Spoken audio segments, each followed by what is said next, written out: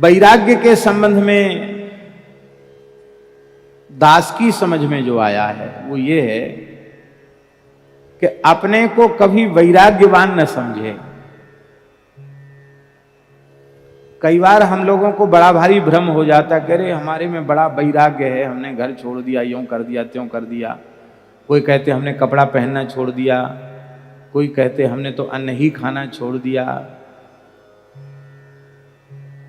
अरे भैया कपड़ा पहन लिया तो कौन सा बड़ा काम, कपड़ा नहीं पहना तो कौन सा बड़ा काम हो गया भाई। 84 लाख योनियों में कपड़ा पहनने वाले लोग कितने हैं, बहुमत किधर है बताओ।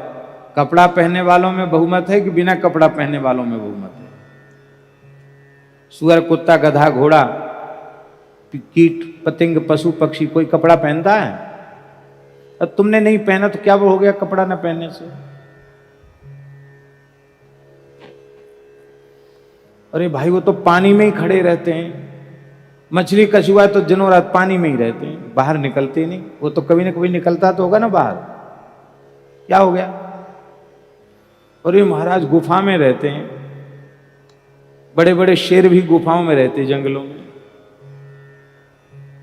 और चूहा तो हमेशा गुफा में ही रहता है, बिल उसकी गुफा ही तो है, क्या हो।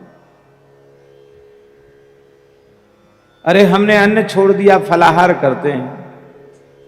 तमाम पक्षी ऐसे हैं जो फलाहारी करते हैं, तोता फलाहारी है, क्या हो गया फलाहार करने से। हम सारे शरीर में धूल मिट्टी लगा लेते हैं या राख लगा लेते हैं। गधा खूब नहावे गंगा जमुना में, बाद में बाहर निकल के हेंचू हेंचू करके लोट करके सब घूर में लूटता है गधा। हाँ धूल मिट्टी सब शरीर में लगा लेता है, क्या हो गया भाई लगा लेने से।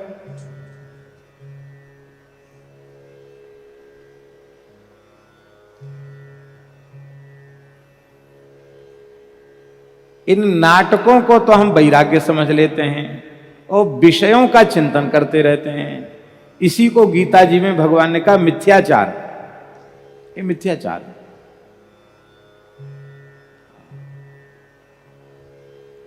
अपने वैराग्य से कभी संतुष्ट नहीं रहना, सदा अपने में वैराग्य की कमी का अनुभव करते रहना, इससे वैराग्य बढ़ता है।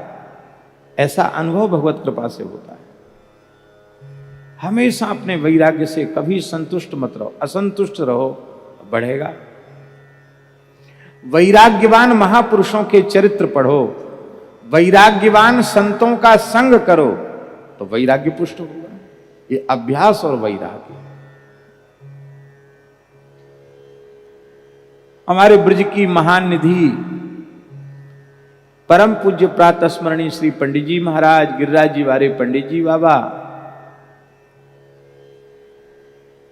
इस कराल कलिकाल में अभ्यास और वैराग्य इसका स्वरूप क्या है, इसको परिभाषित करने की जरूरत नहीं है। पंडित जी का दर्शन कर लो, पंडित जी का मंगलमय जीवन चरित्र पढ़ लो, पता चल जाएगा अभ्यास और वैराग्य क्या है।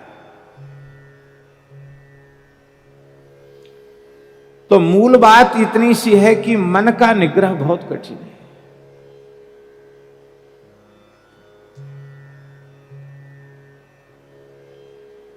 तो मनोनिग्रह साधक में होना चाहिए, इसकी बहुत बड़ी आवश्यकता है। और मनोनिग्रह के कई साधन हैं।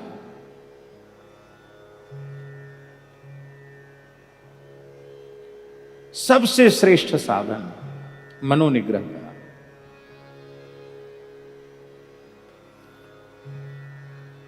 भगवान के चरण कमलों का ध्यान और उस चरण में अंकित अंकुश चिन्ह का ध्यान। क्योंकि मन जो है ना, मन मतवाले हाथी के समान है, पागल हाथी के समान है, और पागल हाथी भी अंकुश के बस में हो जाता है। तो मन रूपी मतवाले गजेंद्र को बस में करने के लिए भगवान ने अपने चरणों में अंकुश चिन्ह को धारण किया है। मन है मतंग मतवारो हाथ आवे नाही, उसी के निग्रह के लिए अंकुश चरण में धारण किया गया है। तो वज्र का ध्यान, अंकुश का ध्यान। तीसरा चिन्ह भगवान ने बताया ध्वजा, ध्वजा का ध्यान, झंडे का ध्यान।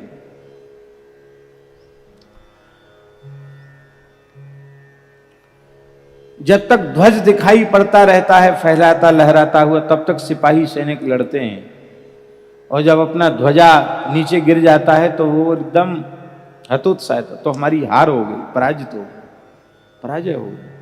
तब तक लड़ते हैं जब तक झंडा ऊंचा दिखाई पड़ता है। लोग गाते ना, झंडा ऊंचा रहे हमारा विजयी विश्व, क्या क्या, हाँ, विजयी विश्व तिरंगा प्यारा, झंडा ऊंचा रहे हमारा, झंडा ऊंचा रहे हमारा।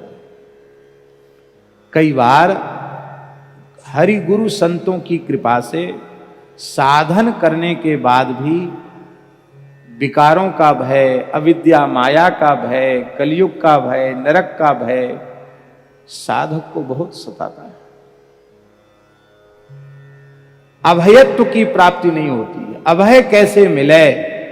तो भगवान की ध्वजा का ध्यान में दर्शन करने से, चरण में चिन्हित जो ध्वजा का चिन्ह है उसका ध्यान करने से अभयत्व प्राप्त होता है, निर्भयता प्राप्त होती है।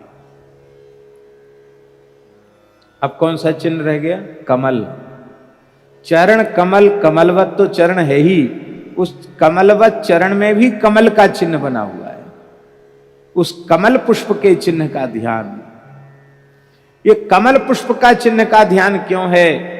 कहते प्रेम रूपी निधि, भक्ति रूपी संपत्ति, वो भगवान के चरण कमल में अंकित जो कमल का चिन्ह है उसी के कोष में बंद है भक्ति।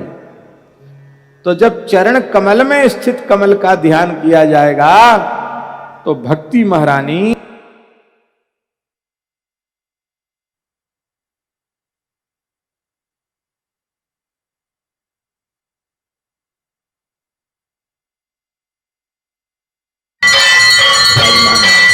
तो चरण कमल का ध्यान करेंगे तो भक्ति प्राप्त होगी, प्रेम प्राप्त होगा।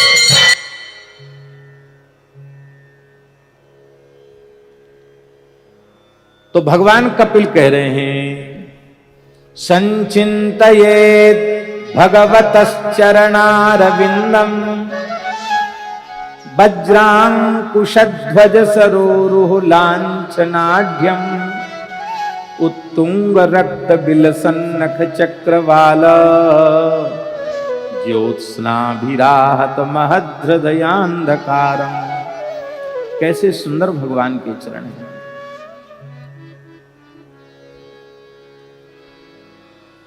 भगवान के चरण सूखे से नहीं है, नसें नहीं दिखाई पड़ती, बड़े सुंदर मांसल चरण है, कोई नस नाड़ी नहीं दिखती उनमें, एकदम स्निग्ध चमकते हुए। ऐसे भगवान के चरण हैं। नख भी दबे हुए नहीं, उभरे हुए नख हैं। उन नख में ऐसी कांति है कि ज्योत्स्नाभिराहत महद्धृदयान्धकारम, अपने नखमणि चंद्रिका की छटा से अंधकार को समाप्त कर रहे हैं, दूर कर रहे हैं। ऐसे चरण कमलों का ध्यान करना चाहिए। तो ऐसा चिंतन, ऐसे चित्त के त्याग की बात थोड़ी है। प्रतिदिन सत्संग एवं दर्शन के लिए श्री महाराज जी के ऑफिशियल चैनल को जरूर सब्सक्राइब करें।